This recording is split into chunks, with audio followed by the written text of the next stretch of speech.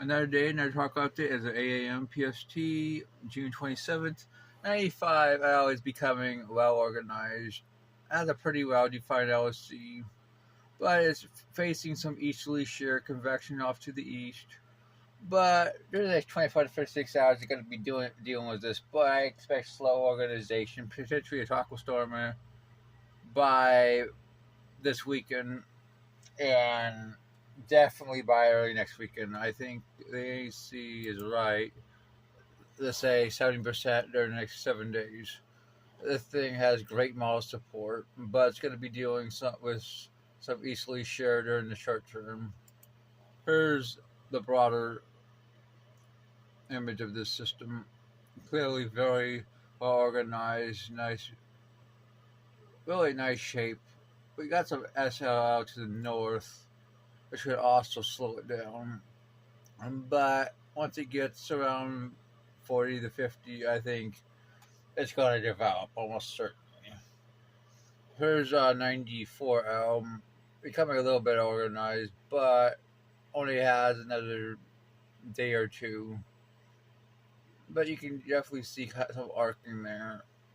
So gets in the Gulf of Honduras, maybe a quick system. Then again in the Bay Campeche. But the ANC is only saying like fucking 10-30 for that. So chances ain't that great. There is the models. There's the hurricane models. If we can load them, I mean. Obviously, it heads west, westward. GFS, um, enablers pretty much west to west, northwestern into the Caribbean. I expect this will probably probably head in this track because the ridge is quite strong to the north. Um, but it could also go.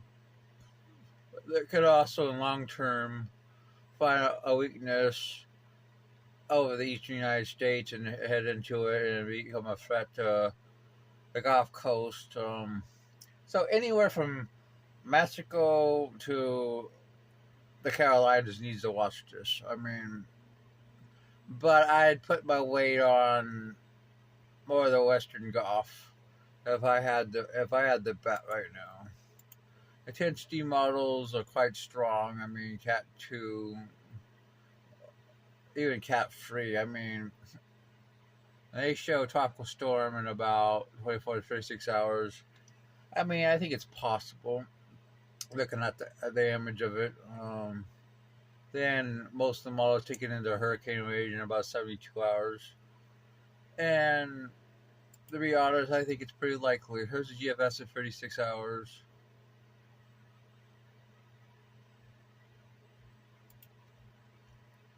$48. We got both our systems. Um, 72 hours. Clearly, this is wrapping up big time. Another little system is behind it. Models been hitting that. Somehow I've been showing two systems out here. GFS still does 983 for 95, probably 1006 for 90, feature 96. I mean, damn. Uh, ECMWF for the same time also shows, but much weaker for 95. Kind of shows 96. Neither of them show anything to do with 94. Um, so as you can see, chances have become much lower for that. Let's look at Icon. It's much weaker. Oh, this is 12Z at 48. It's right there. We can go back to this 60. There's 54. 66. Let's go to 90. About ready to head into the Caribbean, the islands at 90. Let's go back to the CMC for 96, 997. It doesn't really form that other system like the GFS. 120. It's moving into Allen's 993. There's quite a bit of consistency here when you think about it. Yeah, that model doesn't really show anything. The EC AI model. Um, there's the GFS 114 in the Caribbean. It shows both systems. Um,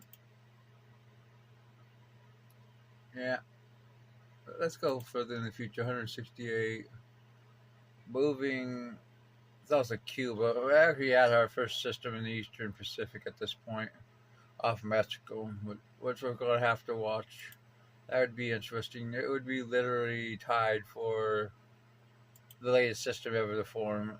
I mean, um, the CMC doesn't show it, and it's slightly CMC slightly south of the GFS.